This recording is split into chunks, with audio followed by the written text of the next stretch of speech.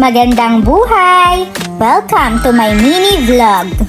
Kagabi nga ay nagpunta kami dito sa Primark Plaridel Food Bazaar para hanapin ang stall ng wild fruit taste.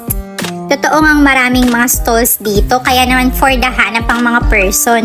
Nag-order na nga rin kami agad at tignan nyo naman tong batang to, excited na excited at hindi na mapakali. Gusto nga raw niyang pumasok dito kaya naman katok ng katok.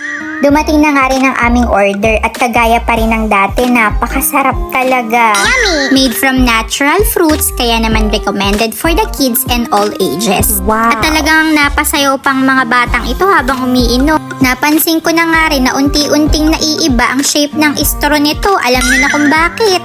Kasama ko nga rin pala dito ang maganda kong Bessie. Pinagkwentuhan nga kasi namin ang buhay ng iba. Uy, hindi! O diba, ang taray? So, kung nag-crave ka nga rin, ano pang hinihintay mo? Tikman mo na. Dito lang yan sa Primark Plaridel Food Bazaar. Yun lang, maraming salamat. Follow for more!